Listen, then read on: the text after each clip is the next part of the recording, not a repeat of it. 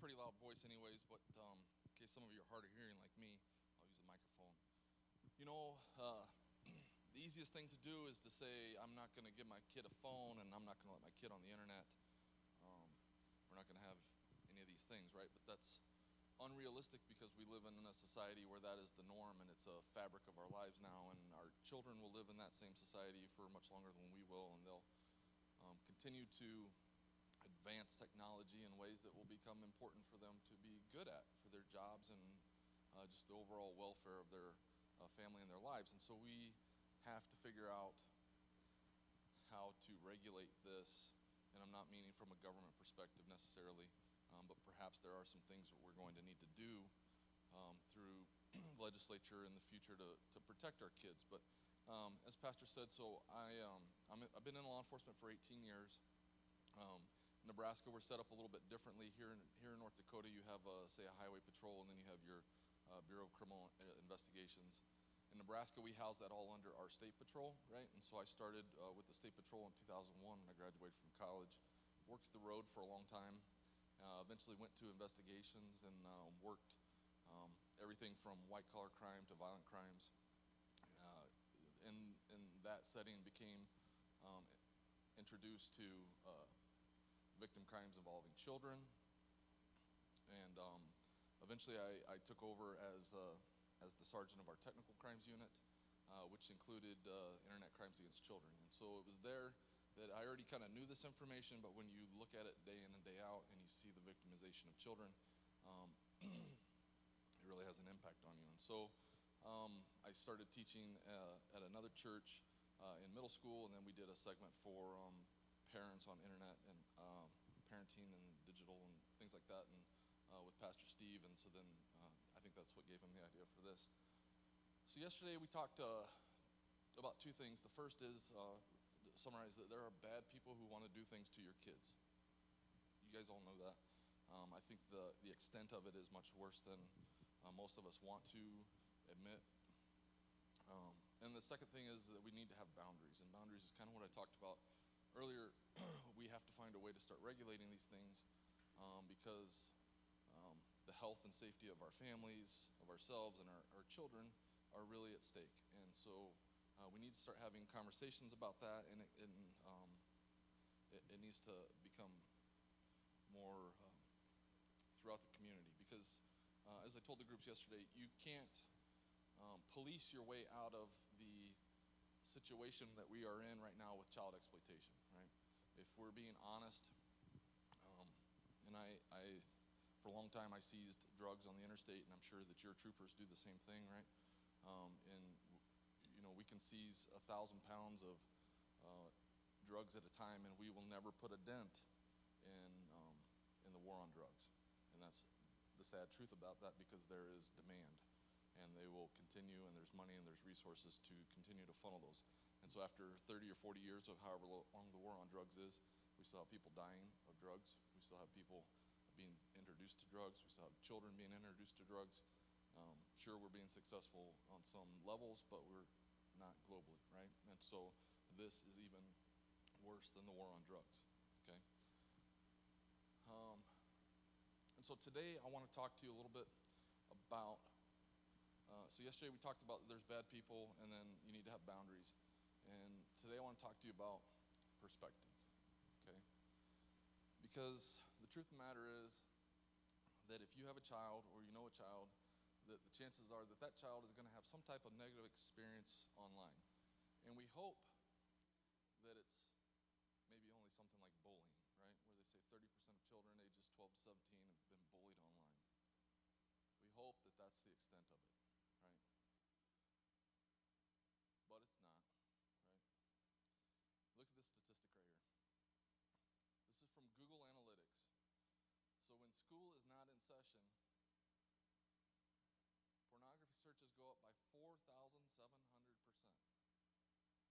That means that if you, on a normal day when school's in session, you have 1,000, we'll just use a round term, 1,000 searches on Google for pornography, that when school is not in session, you have 4.7 million. Who's using the internet to look for pornography? It's our children. somewhere around 11 or 12.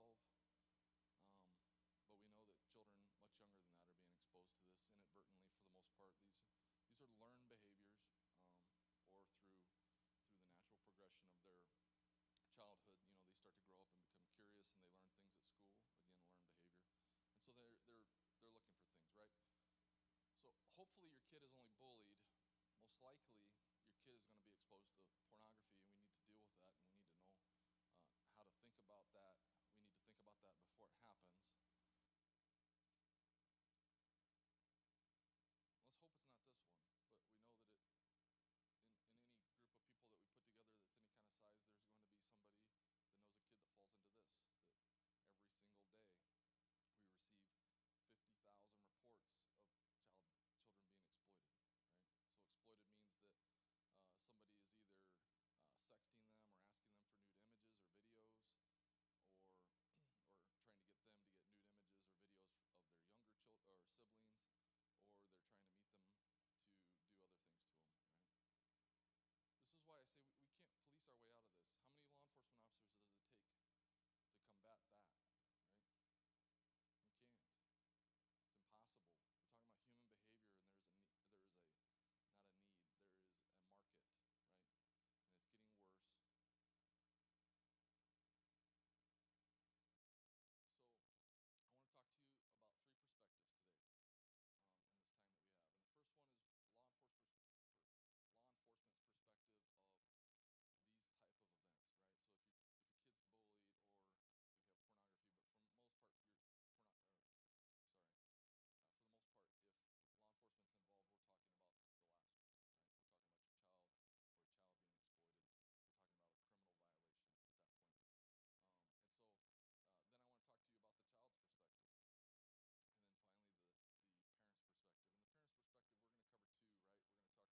We're talking about a criminal violation at that point. And so then I want to talk to you about the child's perspective. And then finally, the parent's perspective. And the parent's perspective, we're going to cover two, right? We're going to talk about if your child is one of the victims, but then also if your child is the one that's in the wrong, right? And then how can we think about that, right? I'm not necessarily telling you this is how you should think about it. I'm just saying these are some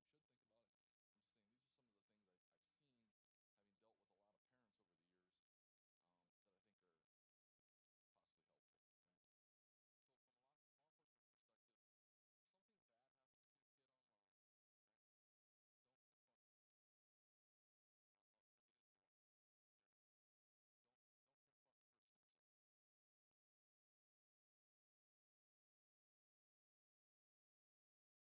the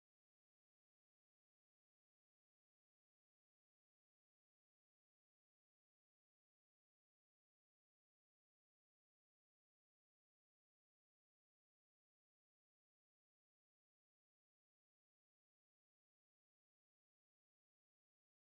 get into why. Okay, don't confront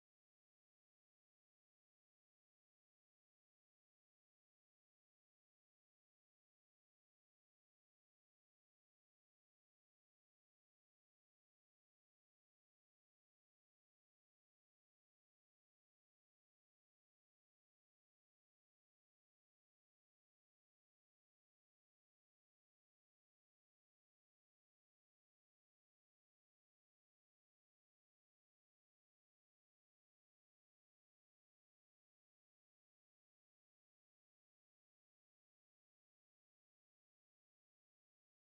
himself.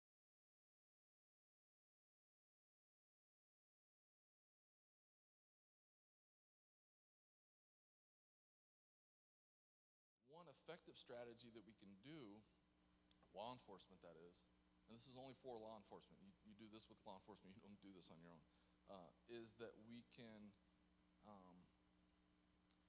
we can do phone calls or chats with the suspect to gain confessions or admissions, right?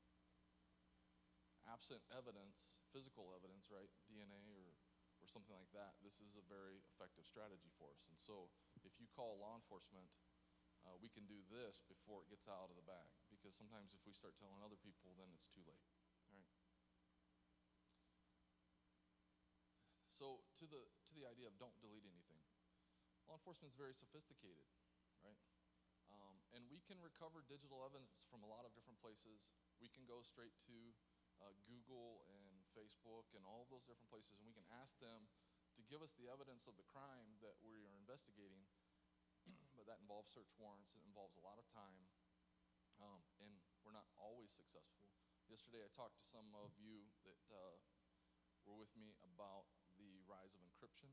So things like in WhatsApp and different apps like that that use point-to-point encryption. Even the provider can't give you the content of what was said, right? But if we have the device with the original content on it, oftentimes we can be successful, more successful, and it's also much faster for us to get to a good place in the investigation. So don't delete anything right away. Don't forward anything, and here's why. And I worked a case one time, and the mother, again, she didn't know. How could she know? She didn't know her daughter was going to be raped, and that it was going to be recorded, and that she was going to find the evidence herself of this on her daughter's phone. How could she prepare herself for that? But anyways, so she finds it, and then she forwards it to the suspect's boss for help. Well, once you hit send on anything like that, you lose control of it. You'll never get that back, right? You don't have a say in what happens to that anymore. And if we're really talking about child exploitation material, we don't need that on any other devices than, we need to keep it off of devices as much as possible. So don't forward it. Let's maintain control of it, and then let's just get a professional in there to help you figure out what's the best strategy. And to the idea that we need to contact law enforcement as soon as we can, as soon as we know. The reason being is that a lot of these things are very dynamic. When you're talking about a predator having a conversation or arranging things with a child, they're minute by minute. And this person, by the time you probably become aware of this, they have developed some type of rhythm in their communications, a cadence to their communications. And so if there's a prolonged break in there between that communications, then they often get spooked, right? And so that could hinder. And there's things that we can do, right? Because that person wants to continue to talk to that kid, but it's better if we can just get law enforcement involved really, really fast. And to that, some of the things that we often do is we'll ask for permission to take over accounts, and then we'll continue to converse with that person, kind of like the controlled phone calls, but law enforcement will pretend to be your child, which is really fun. But that's an effective strategy for us. And here's the big thing, right? Not any bigger than the rest, but I need you to have this in your mind, because I know what's going through your mind or the mind of a parent when this happens, okay, is we need to call the SWAT team. I want to see helicopters, and I want this taken care of right now, right? Natural responses, okay? But this is not a law enforcement emergency, and so we shouldn't expect that kind of response from our law enforcement. And the truth is that our law enforcement is really taxed as it is. I showed you those numbers of children being exploited, right? So they already have their plate full, and they will help you. They're just like the teachers and the administrators. They got into this for a reason, and they want to do the right thing. But in the scheme of law enforcement, this is not an emergency, right? Somebody is most likely not dying at the moment, right? Somebody's most likely not physically in danger at the moment. Now, sometimes that certainly is true, but for the most part, what we're talking about here, that's the case. And so we need to prepare ourselves mentally that this might be different than we expect our law enforcement to act. So from the child's perspective, I want you guys, if you feel comfortable, I want you to kind of go along with me on this one, okay? I want you to close your eyes, and I want you to think for a minute about the most personal, worst thing that has ever happened to you. And if you can't think of that, God bless you.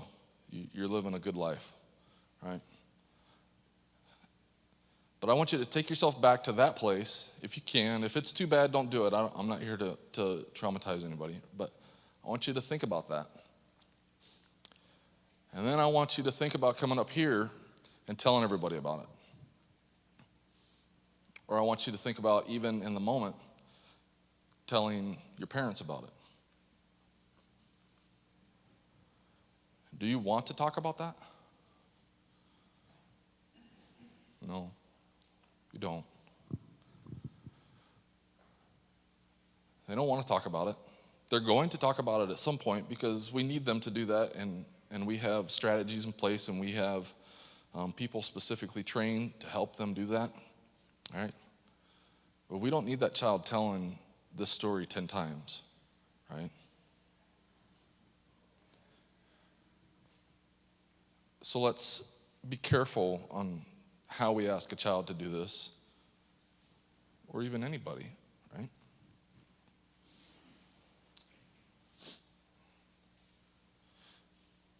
When something really terrible happens to a person, they often feel powerless, that they don't have control. And so when we require them to talk about things, we inadvertently, not meaning them any harm, continue to remove control from that person. And we're asking them to think about the worst thing that's ever happened to them. So let's be careful from the child's perspective. So from a parent's perspective, this is not really the parent's perspective. It's kind of things I want parents to think about, right? And some of these kind of fit in different categories, right? This one fits into law enforcement, and we really need to have law enforcement that is trained and understand this. Our whole criminal justice system needs to understand this. Victims of trauma, no matter what the trauma, right, often have disjointed memories. What does that mean? Disjointed memories means that when you are traumatized and you are in fight or flight mode, and you're really just focused on surviving at that point, our brain really does weird things, and it stores memories in different ways, and it doesn't necessarily take in all the information that we rationally, normally, as I sit here today, would think that maybe we would take in, and it doesn't necessarily store all of that chronologically.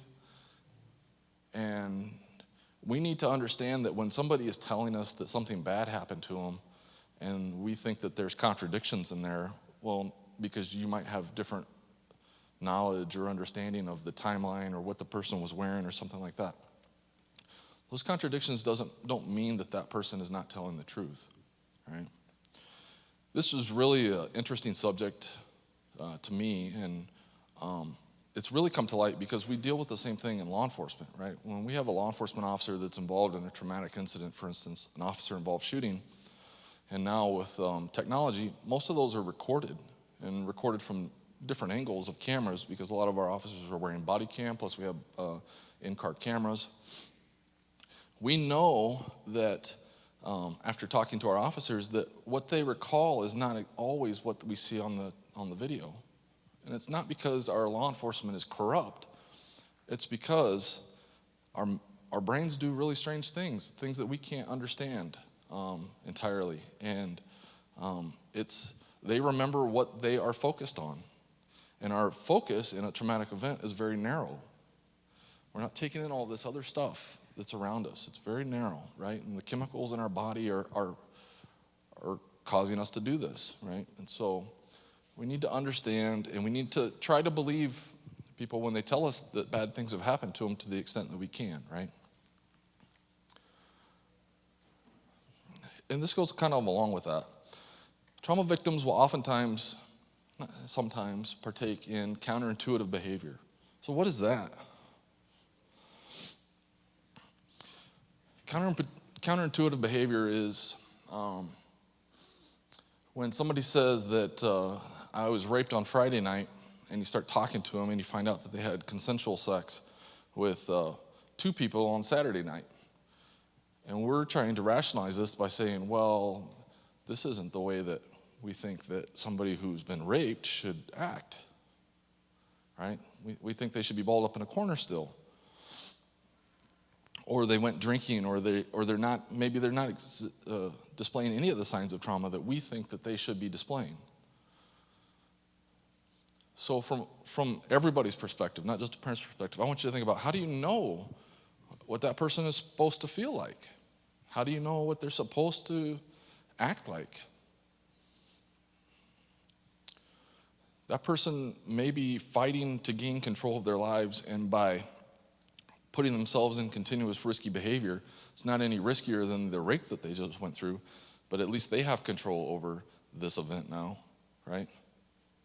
It's hard to explain maybe why the people would do this. There could be 1,000 reasons why somebody would do counterintuitive behavior that might lessen what we perceive to be the trauma or the sadness of the event that they just told us happened.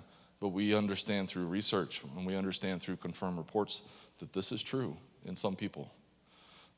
So if somebody tells you that something bad happened and then they did something crazy the next day, we need to be prepared for that.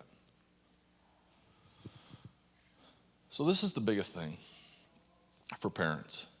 And it goes along with talking and asking and requiring your kid to tell you all these things.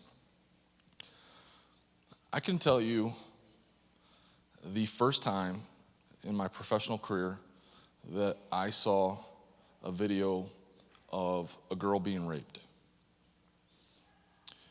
And since that time, I've probably seen tens of thousands of child exploitation images and videos that I don't remember at all. But I remember that one. And on top of it, I remember how I felt. I remember where I was standing. You can't unsee certain things, okay, as a parent. You can't unhear them, you can't unknow them. And I'll tell you that some of these things are so bad that we had to develop strategies within our unit to mitigate the trauma to ourselves just from watching these things. And we're not emotionally involved in it, per se, right? It's not happening to us. For instance, there's times where we would watch videos without sound, and then we would listen to the video without watching it, so that our brains didn't put the two things together, so that we didn't associate all of that later on because it was so traumatic and so awful, right? So I want you to imagine that something bad happens to your child and it's recorded on video or even just images. Are you ever going to forget that from your child? And it goes along with the details too, right? You need to know some details because you need to be able to help your child, but you don't need all the details. You won't forget those details. So let's be careful. Let's be deliberate, and let's not rush into things. Gossip is juicy. You guys live in Jamestown's not that small, but it's not that big either, right? Well, you probably know a lot of people. Stuff like this happens and word starts spreading and people start talking.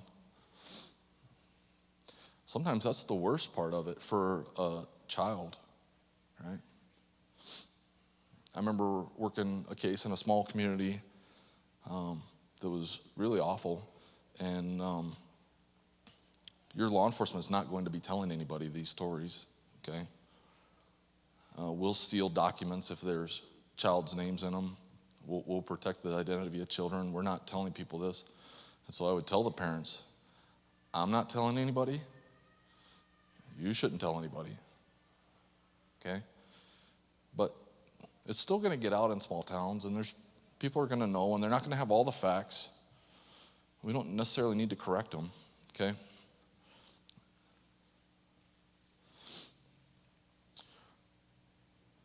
I've said this a couple times now, but when something like this happens as a parent, we need to slow down. We're the adult, And you're going to have an emotional response too that's driven by chemicals in your body that you can't control. But you have some experience with these things, and so we need to, as best we can, to try and remain calm. Again, this is not a life and death situation for the most part, right? We can try to remain calm so that we can show some stability to our child, because our child will mirror, to some extent, our response. All right. So the last one, God forbid, right?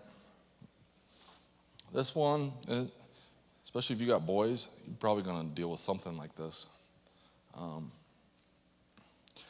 So from a parent's perspective, and I'm talking to you in a church, let's think about this. Sin is against God, okay? It's not against man. Almost all sin, except for one, I qualified it, Pastor. Hope it's okay. Is the same, right? And it's hard to wrap our minds around this because we've categorized it in our legal systems and things like that. But having sat across the table and talked to murderers and rapists and other people, I firmly believe this, right? All sin is the same. It's against God, okay? Let's not make one sin worse than the other as a parent and take things so far. Let's deal with it as sin and use it in that context to teach our children. You guys know this stuff, right? Sexual curiosity and exploration is normal. When I was a kid, we didn't have the internet. We didn't have Pornhub with 5 billion hours of video to fill my thoughts in time. But we do now. It doesn't cost anything to get on there, and we give our children the devices to do it, oftentimes without any filters or any parental supervision or anything like that, right? And it's normal, right? If we're honest, it's normal. And we need to start having conversations about this, and we need to accept that this is normal, right? And we need to stop making it something so if you were here yesterday, you know how I feel about pornography. I'm not saying anything about it, but I'm just saying we need to not make it something, it's not up there with murder, right? It is sin, okay? Do you understand what I'm saying? We need to deal with it as sin and stop making it so disgusting that we can't have a conversation about it so that we could teach our children, right? I hope you understand where I'm coming from. But as a parent, I want you to understand that you're not the first parent to ever deal with this. Might be the first time you dealt with it, but you're not the first one. And it's not necessarily an indictment against your parenting, okay? You deal with some parents, kids that do things, and I think the parents go into like true clinical depression because they think that they've failed so terribly that their child has done this thing, right? And that's not the case, right?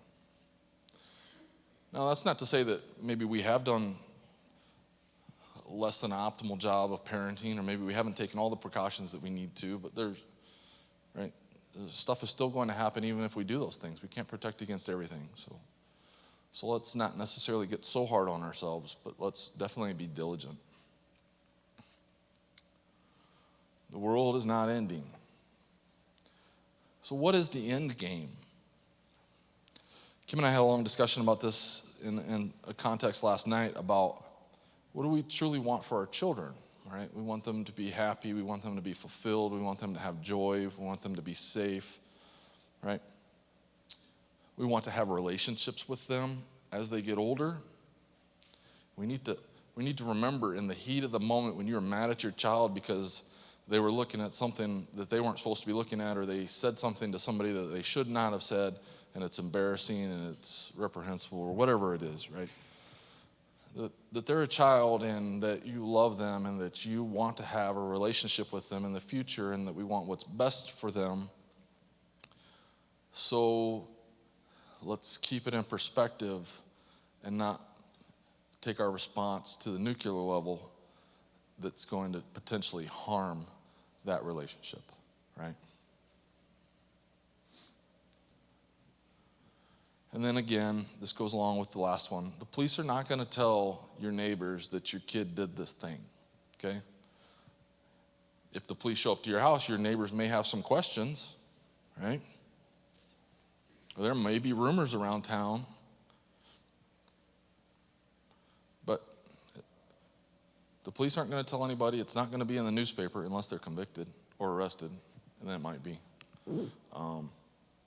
But let's try and keep it to ourselves, right? Maybe get help within your community, right? Safe places that you know and trust. That's what this is about, right? We really need to build up the ability within here for parents to work together and to learn from one another and to support one another. Because, as I told you, you're not alone.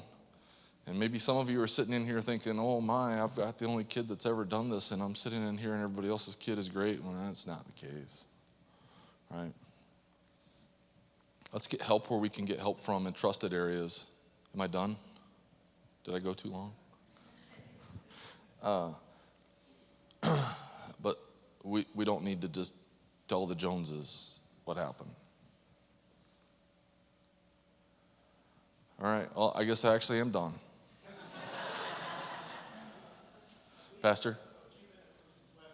Yeah.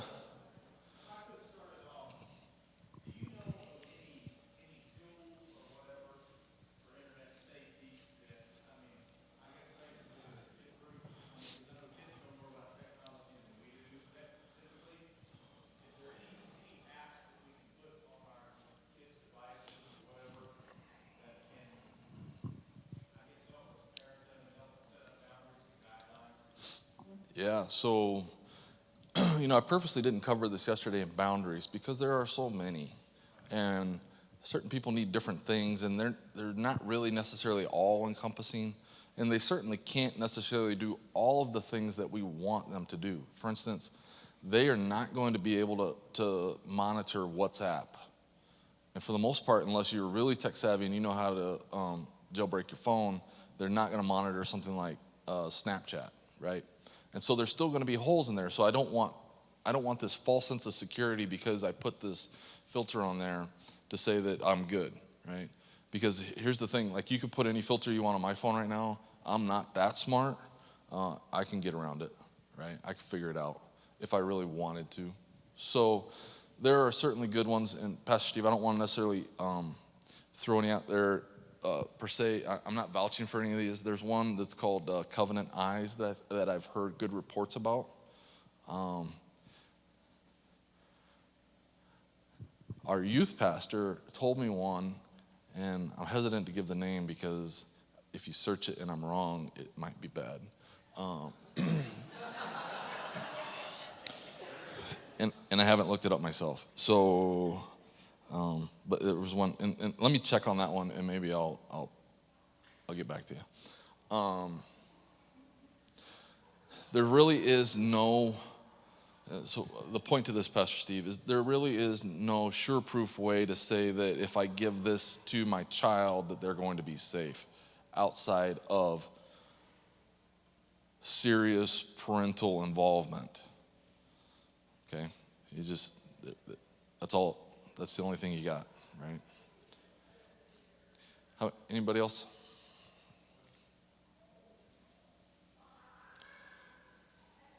I was either so boring that you just want me to stop talking, or I did such an awesome job that you guys don't have anything else. So I can tell you all these things right now, but here's the truth about learning is that unless you spend a little bit of time of developing some pre-planned responses in your own mind, this is all just going to go right through, and then you're still going to end up with this emotional dump in the future when, God forbid, something happens and you're like, what was that one thing? But I already yelled at my kid and I already told the Joneses and, I shouldn't have done that thing. So some of these things are some dark things, and you have to be really careful about putting yourself there, even thinking through it. But let's spend some time. If you are a parent or you're involved in a child's life where this is potential, right? let's maybe talk to our spouses, and maybe talk to some other people and try and say, okay, if this does happen, at least I've thought for myself, at least I've thought through it, and I know what my first step will be. And then the other thing is, don't be in a hurry, right? If you can hug your kid and your kid is still alive and breathing, don't be in a hurry, okay? The rest of it will take care of itself. All right? Oh.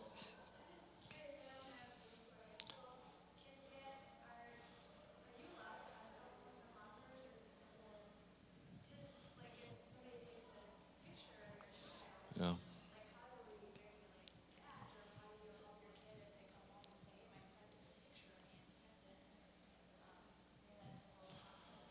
Yeah, what is, so Jamestown? So what's Jamestown's policy about phones in schools? They can have them.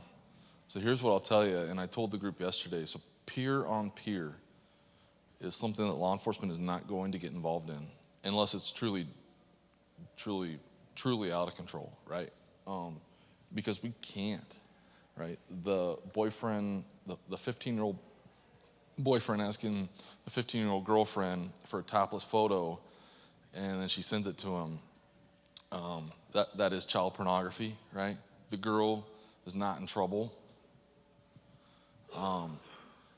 But that happens so much that law enforcement, we have to filter something out, right? And so that's a parenting issue. So you might get a call from a school administrator or a parent or a law enforcement officer and say, hey, this happened.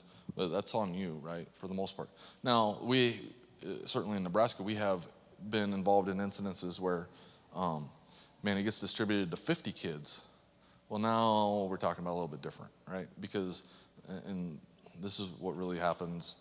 So the girlfriend says, oh, I love Johnny, and he would never do anything bad, so I want to send him this image. And then they break up like an hour later, and Johnny's like, hey, football team, take a look at this. That happens daily. But so now that is distribution of child pornography. And here's the thing, law enforcement has to be they need to be wise about this, because we don't want to make a sex offender out of a 15-year-old for doing something stupid, but they need to be held accountable. Because if you get charged and convicted of distributing child pornography, you are now a registered sex offender, right? Right, justice. Where is that balance of, yeah, we've victimized the child because her image is, everybody's seen her stuff. And that's bad, but you know what I'm saying? It's not easy, and that's where, as a society, we need to continue to grow and regulate and figure out together what we think is appropriate, and then create standards for ourselves. Okay, I think we got a few minutes before service starts.